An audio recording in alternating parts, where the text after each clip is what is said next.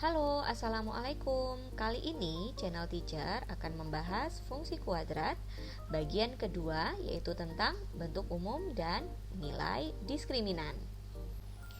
Oke, fungsi kuadrat Y sama dengan fx. Nah, bentuk umum dari fungsi kuadrat adalah ax kuadrat ditambah bx ditambah c, di mana A adalah koefisien dari X kuadrat. Kita sebut A sebagai koefisien dari X kuadrat atau segala sesuatu yang berada di depan X kuadrat. Biasanya dapat diganti dengan angka atau juga bisa dengan huruf yang lain, gitu ya. Lalu A itu tidak boleh sama dengan 0. Kenapa kalau A-nya nggak boleh sama dengan 0? Karena ketika A-nya sama dengan 0, maka X kuadratnya hilang. Kalau X kuadratnya hilang, maka bukan lagi fungsi kuadrat. Jadi ciri-ciri dari suatu fungsi kuadrat adalah adanya nilai X kuadrat. Lalu selanjutnya ada koefisien dari X, atau selanjutnya akan kita sebut dengan B. B adalah koefisien dari X. Dan yang ketiga ada C. C adalah konstanta. Jadi yang terpenting dari fungsi kuadrat adanya X kuadrat. Selain nilai A, nilai B, dan nilai C, kita juga mengenal yang namanya diskriminan atau D, yang rumusnya adalah B kuadrat dikurangi 4AC. B adalah koefisien dari X, A adalah koefisien dari X kuadrat, dan C adalah konstanta. Nah, nilai diskriminan ini menentukan jenis akar. Akar itu apa? Akar itu adalah nilai dari variabel X-nya. Jika diskriminannya lebih besar daripada 0 nilainya, maka akarnya bernilai real. Nah, karena lebih besar sama dengan, maka jika dia lebih besar saja, maka akarnya akan berbeda. Artinya nilai X1 dan X2-nya berbeda. Yang kedua, diskriminan sama dengan 0, maka akarnya sama. Lalu jika diskriminannya kurang dari 0, maka akarnya tidak ada atau tidak real.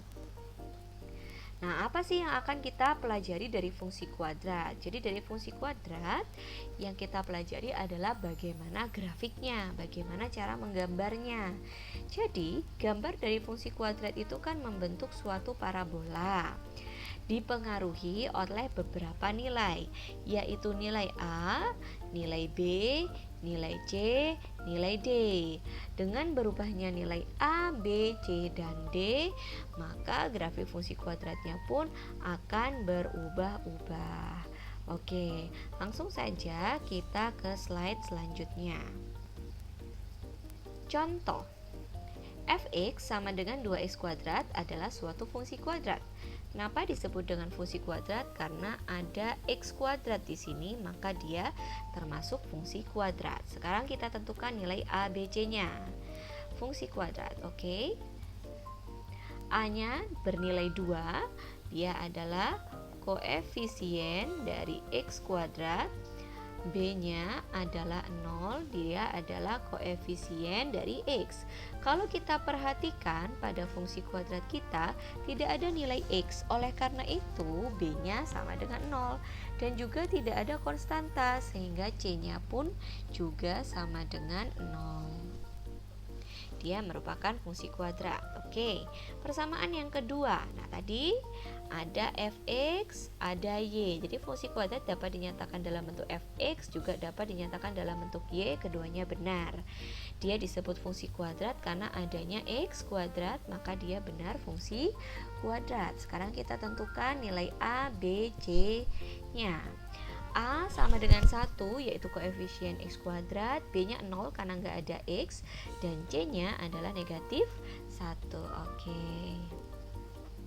Yang ketiga juga fungsi kuadrat karena ada negatif x kuadrat.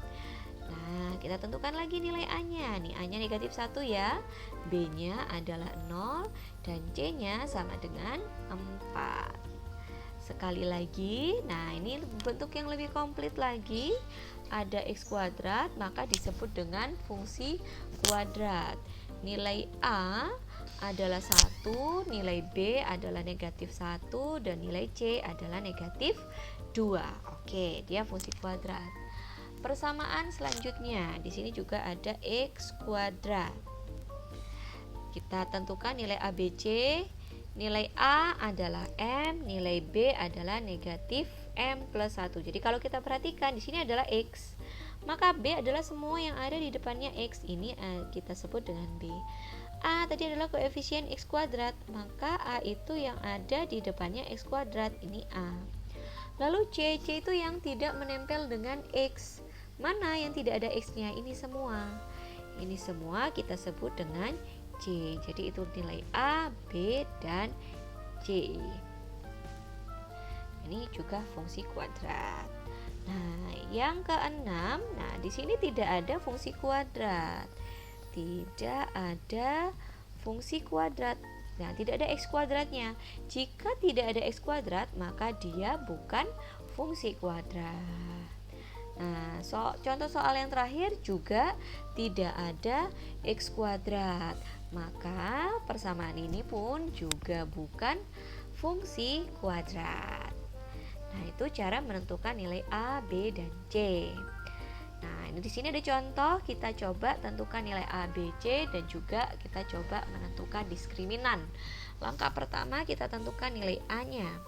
Y sama dengan X kuadrat min 1, berarti A nilainya adalah koefisien dari X kuadrat nih. Karena tidak ada angkanya, berarti nilainya adalah 1.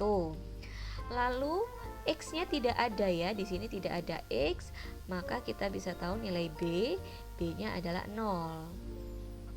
Ini di sini konstanta karena tidak ada X-nya, berarti konstantanya adalah negatif 1 atau C-nya adalah negatif 1. Selanjutnya kita tentukan diskriminan. Rumus dari diskriminan adalah B kuadrat dikurangi 4AC. Kita masukkan B kuadrat berarti 0 kuadrat dikurangi 4 dikali dengan A-nya 1, C-nya negatif 1. Tinggal kita hitung ya. 0 kuadrat itu 0. Negatif 4 dikali 1 dikali negatif 1 hasilnya positif 4. Jadi diskriminannya adalah 4. Berdasarkan materi kita tadi, karena diskriminannya positif, maka kita tahu bahwa akarnya berbeda. Oke, kita ke pertanyaan yang kedua. Sama ya, kita tentukan nilai A, B, C, dan D.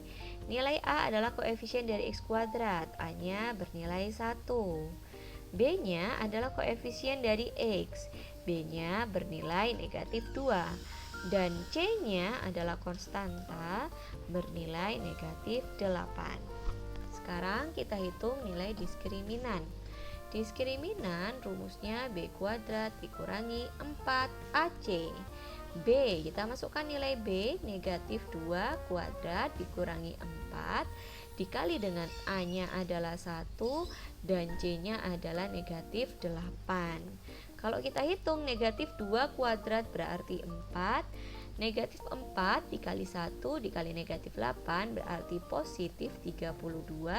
Jadi diskriminannya ini adalah 36.